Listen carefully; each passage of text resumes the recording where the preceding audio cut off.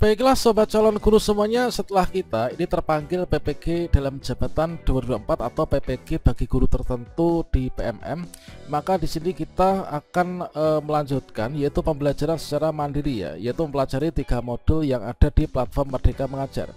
Nah, sebagai contohnya di sini ketika kita sudah menyelesaikan ya, yaitu proses pembelajaran modul, maka langkah terakhir di sini adalah kita membuat jurnal pembelajaran dengan menunjukkan hasil belajar kita ya. Nah, di sini jurnal pembelajaran, prinsip pengajaran dan juga asesmen umum misalkan. Nah, selanjutnya ketika kita klik lanjutkan, maka kita akan diminta untuk memilih yaitu aksi nyata terbaik kita. Ya, benar di sini ada beberapa opsi ya, yaitu baik itu rancangan pembelajaran UPD atau mungkin juga pembelajaran berdiferensiasi atau juga TARL ya. Dan berikutnya pada video ini kita akan memberikan contoh dan juga sekedar berbagi pengalaman ya, bagaimanakah cara membuat jurnal pembelajaran PPG di PMM sekaligus contoh rancangan pembelajaran UPD pada jurnal modul 1 teman-teman. Nah, kira-kira seperti apa dan bagaimanakah cara membuatnya? Silahkan simak video ini sampai selesai. Namun sebelum kita lanjutkan, perlu saya ingatkan, bagi teman-teman yang mungkin baru pertama kali menemukan channel Calon Guru ini, silakan klik tombol subscribe-nya dan aktifkan notifikasi loncengnya, sehingga jika Calon Guru menyajikan update informasi terbaru, kalian tidak akan ketinggalan informasi. Baiklah sobat-sobatnya, ketika kita ini sudah mengikuti proses kegiatan PPG bagi guru tertentu di bagian info sertifikat pendidik, maka di sini kita akan mempelajari modul ya, yang mana modulnya itu terdiri dari 3. Yang pertama prinsip pengajaran dan asesmen, kemudian pembelajaran sosial emosional dan juga pengantar pendidikan anak berkebutuhan khusus. Nah, di sini kita klik coba di bagian yang pertama, yang mana di sini setelah kita itu mempelajari seluruh materinya. Di sini untuk modulnya secara utuh ini terkait tentang prinsip pengajaran dan asesmen umum bisa kita unduh di sini ya. Nah, berikutnya ketika sudah kita pelajari dengan seksama, kemudian di sini kita mengikuti pelatihannya, yaitu pelatihan secara mandiri. Yang mana pada bagian pelatihan secara mandiri ini adalah mulai dari yang pertama penerapan prinsip understanding by design pada pembelajaran, merancang pembelajaran berdiferensiasi, kemudian pendekatan teaching the right level, dan berikutnya adalah di sini culture responsive teaching pada pembelajaran. Nah, di sini teman-teman, di sini kita mempelajari ya dari seluruhnya, baik itu dalam bentuk menonton video atau mungkin juga mencermati membaca teks PDF dan juga kita mengerjakan kuis ya.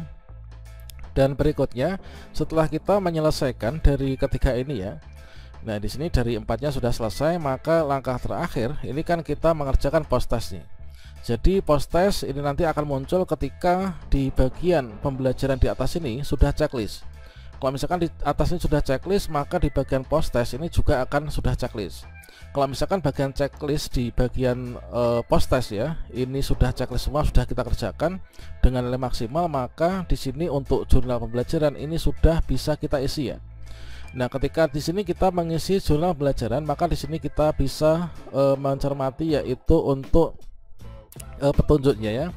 Jadi perintahnya adalah di sini kita lakukan jurnal pembelajaran. Nah, kita diminta untuk memilih salah satu aksi nyata terbaik ya versi kita untuk diunggah di jurnal pembelajaran. Nah, ketentuan mengunggah jurnal pembelajaran di sini adalah kita menyertakan dokumen aksi nyata kita. Kemudian kita menyertakan rancangan pembelajaran yang dipilih berdasarkan prinsip UPD atau pembelajaran berdiferensiasi atau yang lainnya. Nah, berikutnya pada bagian ini nanti kita yang dilengkapi di bagian ini lembar jurnal pembelajaran. Inilah kita unggah dokumen jurnal pembelajaran, kemudian kita nanti isi deskripsi dan juga kita isi refleksi ya. Nah, untuk mengunggahnya itu kan kita di sini ada tombol klik mulai. Maka di sini teman-teman untuk lanjut ke lembar jurnal pembelajaran ini kan kita cek ulang kelengkapan jurnal. Kita cek dulu nih, yaitu apakah sudah dilakukan, kemudian dokumen jurnalnya ini sudah dalam bentuk PDF ataukah belum, dan juga apakah sudah ada laporan umpan baliknya. Nah, selanjutnya kalau misalkan belum ya kita lengkapi dulu. Lantas seperti apa sih untuk contohnya dari jurnal pembelajaran yang kita bisa upload? Dan di sini kalau misalkan kita ini bisa mengerjakannya dalam bentuk PDF atau mungkin juga dibuat PPT, kemudian nanti dikonvert dalam bentuk PDF ya. Kalau misalkan di sini saya masih dalam bentuk PDF, ini nanti saya convert menjadi PPT. Maaf, dari PPT ini nanti akan bisa convert menjadi PDF.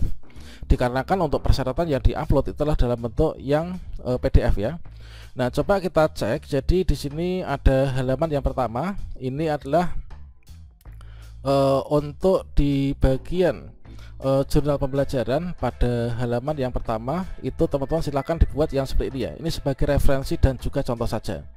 Nah, misalkan di bagian tengah ini karena kita itu juga sangat hobi untuk menunjukkan aksi nyata kita ya di media sosial, misalkan kita bisa tuliskan, bisa gambarkan atau disematkan yaitu gambar aksi nyata kita, atau mungkin juga logo sekolah itu pun juga boleh ya.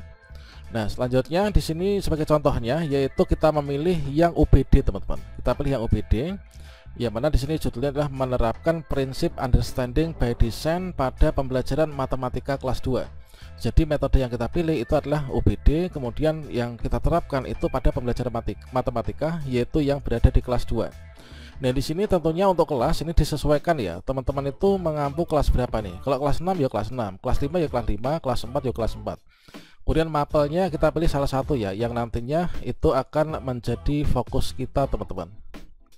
Dan berikutnya di sini di bagian paling bawah ya. Nah, di bagian paling bawah di sini kita bisa tuliskan yaitu disusun oleh siapa. Misalkan nama kita ya. Nama kita adalah calon guru misalkan.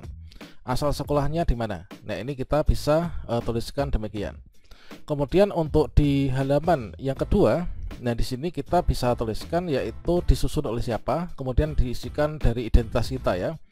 Yang mana identitas itu yang menunjukkan tentang diri kita, yaitu peserta PPG bagi guru tertentu tahun 2024. Nah, sebagai contohnya di sini adalah misalkan seperti ini, disusun oleh siapa, kita tuliskan yaitu nama calon guru misalkan. Kemudian nomor UKG atau nomor peserta PPG itu sama ya. Kemudian LPTK kita universitas mana nih. Kemudian mata pelajarannya itu mata pelajaran apa. Apakah IPAS, apakah matematika atau apa. Ini kita sesuaikan ya yang kita pilih. Kemudian juga boleh kita berikan untuk kelasnya ya, kelas berapa gitu. Kemudian di bagian sini bolehlah kita kasih foto kita ya, kasih foto terbaik teman-teman. Kemudian diberikan nama lengkap kita. Dan berikutnya di sini untuk halaman ketiga ini kita bisa tuliskan yaitu ide apa yang Bapak Ibu guru dapatkan setelah mempelajari modul ini. Jadi kita refleksikan nih, setelah kita mempelajari modul ini yang kita dapatkan itu apa inspirasinya. Nah, di sini kita bisa berikan yaitu mungkin gambar ya, gambar tentang aktivitas atau kegiatan kita ketika melakukan aksi nyata ini.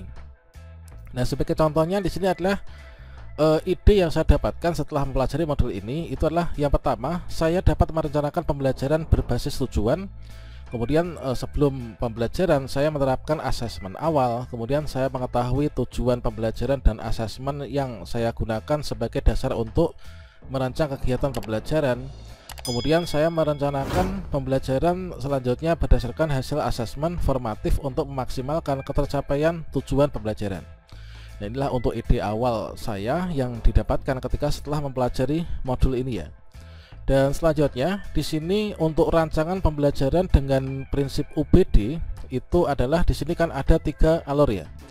Nah, alurnya itu seperti yang kita kutip dari modul yaitu dari Grant Wiggins dan JMX 3 2005 bahwa rancangan pembelajaran dengan prinsip UBD itu terdapat 3. Yaitu yang pertama itu menentukan tujuan, kemudian menentukan asesmen dan juga merancang kegiatan.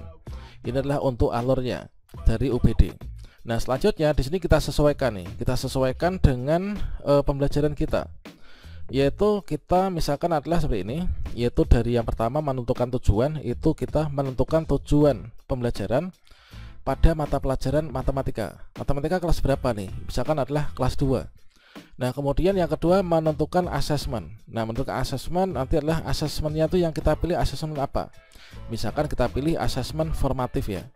Kemudian yang ketiga untuk merancang kegiatannya. Di bagian merancang kegiatan itu merancang kegiatan yang seperti apa.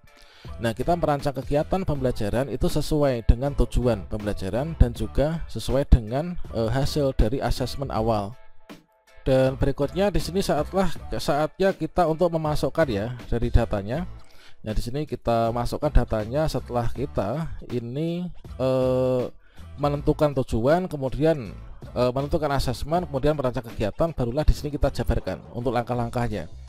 Nah, untuk langkah pertama yaitu merancang pembelajaran. Nah, merancang pembelajaran di sini diawali dengan kita itu menentukan capaian pembelajaran dan dengan cara terlebih dahulu kita menentukan CP dan juga TP-nya ya. Nah, sebagai contohnya adalah seperti ini, misalkan untuk capaian pembelajaran elemen bilangan misalkan. Kemudian di sini nanti juga kita akan tuliskan yaitu untuk tujuan pembelajarannya itu kira-kira apa. Nah, di sini kita ambilkan contoh yang dari kelas 2 SD ya, yaitu capaian pelajaran elemen bilangan. Ini adalah kita itu untuk CP-nya, ini adalah untuk CP itu kan nggak boleh diubah ya. Ini adalah dari Kemdikbudristek teman-teman. Jadi membilang lambang bilangan asli sampai dengan 20, kemudian mengurutkan bilangan asli sampai dengan 20 menggunakan benda konkret, dan menuliskan lambang bilangan asli sampai dengan 20 menunjukkan cara penjumlahan bilangan asli sampai yang hasilnya nanti maksimal adalah 10 ya, menggunakan benda konkret. Nah, sedangkan untuk tujuan pembelajarannya itu adalah di sini sebagai contohnya, namun belum lengkap ya, yaitu membilang lambang bilangan asli sampai dengan 20, yaitu siswa dapat membilang lambang bilangan asli 1 sampai 20 dengan tepat. Kemudian siswa dapat mengenal dan menuliskan lambang bilangan asli 1 sampai dengan 20. Ini adalah untuk contohnya, nanti teman-teman bisa dilanjutkan ya. Nah, selanjutnya berikutnya adalah kita merancang asesmen awal. Nah, berikutnya di sini kita merancang asesmen awal pembelajaran untuk mengetahui kemampuan awal peserta didik ya. Ya, mana di sini untuk asesmen ini kita akan memilih menggunakan formatif IC ini. Yaitu misalkan adalah seperti ini, mengurutkan bilangan dengan benda konkret, menuliskan lambang bilangan dan penjumlahan bilangan dengan hasil maksimal itu 10. Dan di sini bisa kita gunakan instruksi seperti ini, yaitu guru meminta peserta didik untuk menyebutkan lambang bilangan 1 hingga 20 secara lisan. Kemudian juga guru menunjukkan gambar bilangan 1 sampai dengan 20 dan meminta peserta didik ini menuliskan lambang bilangan pada lembar kerja ya. Kemudian untuk soal yang diberikan bisa demikian, misalkan sebutkan lambang bilangan 1 sampai 10, kemudian tuliskan lambang bilangan 1 sampai dengan 20. Ini adalah untuk di bagian tahapan merancang asesmen awal pembelajaran untuk mengetahui kemampuan awal peserta didik. Dan berikutnya saatnya kita untuk merancang kegiatan pembelajaran. Nah, merancang kegiatan pembelajaran ini kan kita bagi-bagi ya. Ini sama halnya dengan kalau dulu tuh namanya RPP teman-teman. Jadi kita bagi detail sesi per sesi, menit per menit ya. Inilah misalkan untuk pendahuluan itu ada 10 menit. Misalkan adalah untuk pendahuluan di 10 menit itu kita manfaatkan kegiatannya itu adalah guru menjelaskan tujuan pembelajaran hari ini apa saja. Kemudian setelah itu dilanjutkan guru memulai dengan bernyanyi, misalkan karena di sini untuk pembelajarannya matematika ya. Ini nyanyi lagu bilangan 1 sampai dengan 20. Ini adalah bersama dengan peserta didik. Ini durasinya 10 menit. Kemudian untuk di bagian kegiatan inti, ini sebagai contohnya adalah nanti waktunya 30 menit, yaitu yang pertama aktivitas membilang. Nah, guru membagikan kartu angka 1 hingga 20. Kemudian peserta didik diminta untuk membilang angka 1 per 1 ini sambil memegang kartu yang sesuai gitu ya. Kemudian berikutnya untuk di aktivitas menulis itu adalah peserta didik diberikan lembar kerja yang berisi gambar angka 1 hingga 20. Kemudian peserta didik diminta untuk menuliskan lambang bilangan yang sesuai ya, yaitu di samping gambarnya. Kemudian untuk di bagian penutupnya di sini adalah untuk waktunya 10 menit ya. Nah, guru melakukan refleksi singkat bersama peserta didik tentang pembelajaran hari ini ya. Kemudian guru memberikan umpan balik dan memuji usaha peserta didik. Nah, inilah untuk di bagian merancang kegiatannya. Jadi berisikan untuk kegiatan-kegiatan yang terdiri dari pendahuluan itu apa saja, kegiatan inti apa saja, penutup apa saja. Tentunya untuk kegiatan-kegiatan ini nanti disesuaikan dengan pembelajaran yang kita ambil apa, materi yang kita ambil apa, dan juga kelas berapa ya. Nah, kemudian untuk di halaman berikutnya, teman-teman di sini bisa memberikan untuk dokumentasinya. Nah, dokumentasi dari kegiatan kita ini, jadi dokumentasi itu bisa berupa foto kegiatan. bisa berupa foto kegiatan, atau mungkin juga kalau misalkan teman-teman merekamnya itu bisa diberikan link video di media sosial. Misalkan saya tuh melakukan kegiatan ini, pembelajaran ini saya upload di YouTube misalkan, atau mungkin di TikTok, atau mungkin di Facebook atau apa, maka kita ambil linknya, kita sematkan di sini ya. Nah kemudian atau mungkin teman-teman menulisnya di artikel ilmiah misalkan, kita bisa sematkan linknya ada di sini. Atau mungkin teman-teman itu disebarkan di mana, atau mungkin di Google Drive atau di mana, maka bisa kita sematkan di sini ya. Ini adalah untuk di bagian dokumentasi. Ini adalah terkait tentang foto, kemudian kegiatan, foto video dari kegiatan kita. Dan berikutnya jangan lupa di sini setelah dokumentasi itulah kita berikan refleksi ya. Jadi dituliskan refleksi, kita tuliskan di sini refleksi kita, yaitu kita mengisi refleksi saat melakukan aksi nyata. Ini kira-kira seperti apa. Nah tentunya untuk refleksi dari masing-masing guru satu dengan yang lain itu akan berbeda ya. Dan kemudian untuk yang terakhir setelah dilakukan refleksi adalah di sini kita berikan umpan balik nih. Kita berikan yaitu kolom umpan balik dari teman sejawat. Misalkan umpan balik dari Bapak A, Bapak Guru A misalkan. Kemudian sini umpan balik dari Bapak Guru B, umpan balik dari Ibu Guru C, dan lain sebagainya. Nah, umpan balik itu bisa berupa tulisan, teks, atau nanti kita ketikkan di sini. Kita minta pendapat tentang pembelajaran yang kita lakukan kepada teman kita. Mereka bilangnya apa, kita tuliskan saja di sini secara ringkas.